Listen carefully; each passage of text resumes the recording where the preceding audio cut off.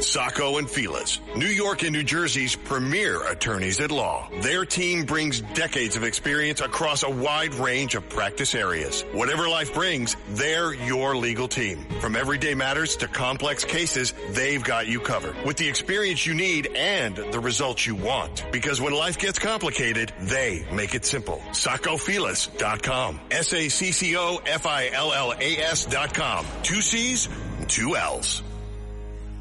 The Larry Kudlow Show. Entertaining and informative. On the Red Apple Podcast Network.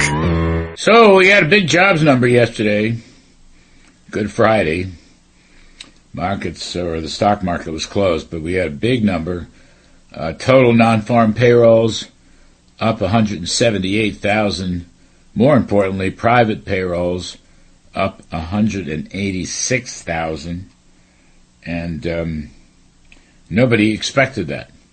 So the economy is pretty resilient, and I still think it's backed by the one big beautiful bill, tax cuts and deregulation. And I think we're going to see better and better numbers as oil prices come down and stock prices go up when the Iranian war is over. But anyway, let's bring in our guru, John Carney, Breitbart news editor for economics and finance, and co-author of the daily Breitbart Business Digest, which is a must-read. So, John, welcome. What did you make of these numbers? It's a lot stronger than anybody thought. Much stronger than anybody thought. And I want to point out that you said exactly right. 186,000 private sector. Federal government shrank dramatically, so we're not getting a lift out of the federal government. Now, look, there were 89,000, call it 90,000 healthcare and social assistance jobs, but even if we take those out, we're at about 100,000, truly private sector jobs, 15,000 manufacturing jobs, all durable goods manufacturing. So this is 26,000 construction jobs. This is a very good jobs report. I think it will make a lot of people who press the panic button after the February number feel a little silly. I always feel bad when we get a bad number and you have to say things like, well, there was a strike and there was weather, because it sounds like you're making excuses.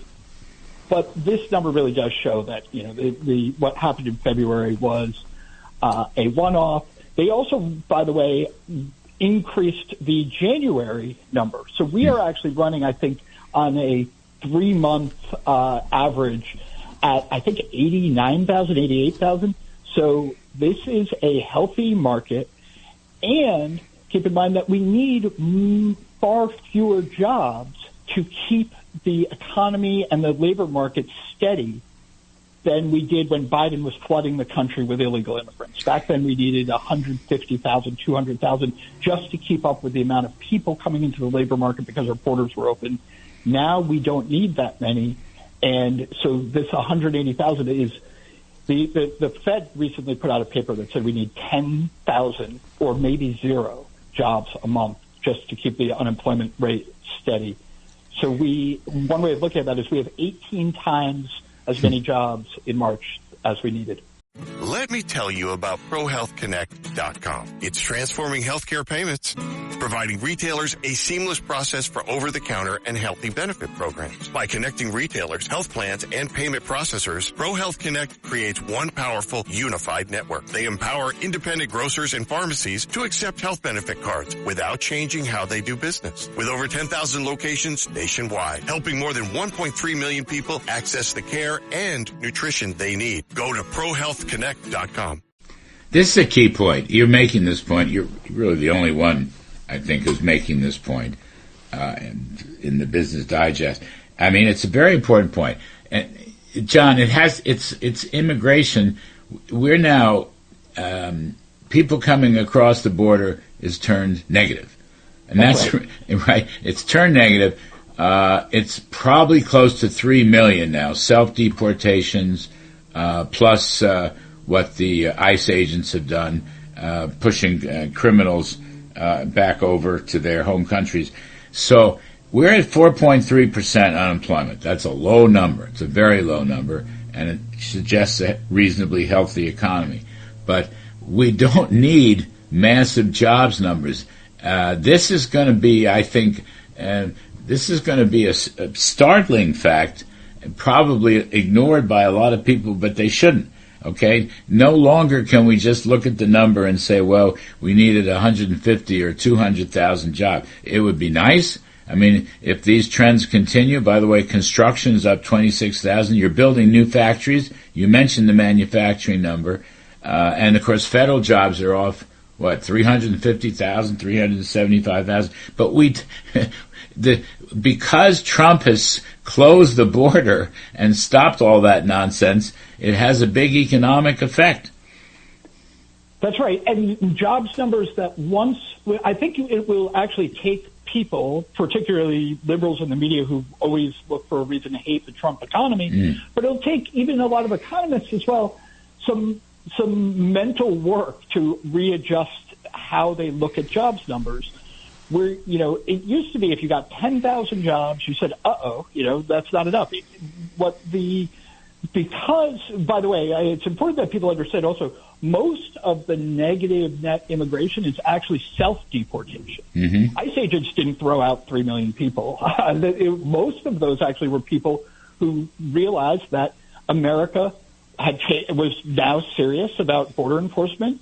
The Trump administration has actually given people incentives. They say if you voluntarily go home, you can get back on the list to legally apply to come to America. So people are leaving, and they will, they'll try to come back legally.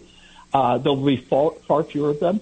But what this means is that and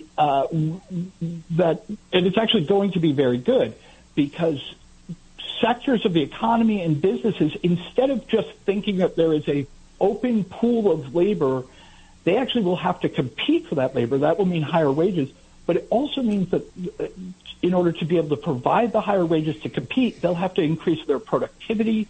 Businesses will become more efficient. Competition, including competition for workers, is actually very good for the economy. Back in the 1950s, we had very little immigration, and actually because there had been a birth dearth back in the 1930s, there were very few young people coming into the economy. Yet the economy grew tremendously because businesses were innovating. Also, people were getting healthier, so people in the middle of their life were actually more people were living. But we weren't trying to grow the economy through immigration, which is what Biden did. When you grow the economy through immigration, by the way, you don't grow it per capita. People aren't getting better off. We could grow the economy just by annexing the entire South America and saying, we just grew by the entire size of South America. What really matters is per capita growth, and the only way you get that is innovation and productivity. Which is rising, productivity doing very, very well, 2.5%. Interestingly, for production workers, average hourly earnings times aggregate hours worked over the past 3 months, it's an income wage proxy, it's up 5%.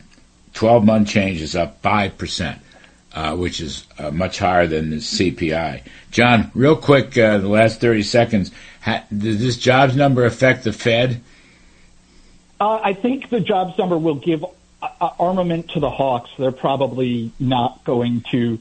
It makes it harder to cut, and it should. Look, we are not in an emergency. We don't need a cut. I think it would be good to have a cut because I don't think we have much inflation. But there's not, it gives it gives a reason for them to say we can wait and see a little while longer. USAA knows dynamic duos can save the day, like superheroes and sidekicks or auto and home insurance. With USAA, you can bundle your auto and home and save up to 10%. Tap the banner to learn more and get a quote at USAA.com/bundle. Restrictions apply. That's probably not a bad thing to do. But after the war is completed and so forth, presumably the Strait of Hormuz opens up and oil prices come down, you're probably setting up for a rate cut, especially in the new Kevin Warsh era. If we can get him in, hashtag free Kevin Warsh. But that would probably, let's see. Boy, we're at early April, May 15th. That's the end for the current Fed chairman, your friend Jay Powell, my friend Jay Powell? He's out on May 15th as chairman. And they really do need to get Warsh confirmed because, frankly, I've said that I think the law is that Trump gets to appoint one of the sitting governors if there's not a confirmed chairman. But this hasn't really been done very often in the past, and so it's going to be a little chaotic. But for some reason, Powell thinks he can stay as chairman. Yeah, and we really should avoid that crisis. Hopefully the Payroll investigation into the Fed and Powell wraps up very quickly. Or frankly, I think it's inappropriate for Tillis to be saying he wants to promote. Just get it done, and let's avoid a crisis of who's the leader of where nobody knows who the leader of the Fed is. Hashtag free Kevin Warsh. John Carney, Breitbart news editor for economics and finance and co-author of the great daily Breitbart Business Digest. Thank you, John. We appreciate it. Folks, a quick break, and then former Deputy Treasury Secretary Michael Faulkner will be here. I'm Kudlow. We'll be right back. The Larry Kudlow Show on the Red Apple Podcast Network. Listen to this podcast now on the Red Apple Podcast Network. Why is the middle class shrinking? Why are people facing an affordability crisis while marginalized individuals called informals grow in numbers? Join me as I travel the world, speaking with people living in invisibility, the leaders working to solve it, and uncovering the hard truths shaping our economy and daily reality. Download all of Red Apple Media's podcasts right now through your favorite podcast platform.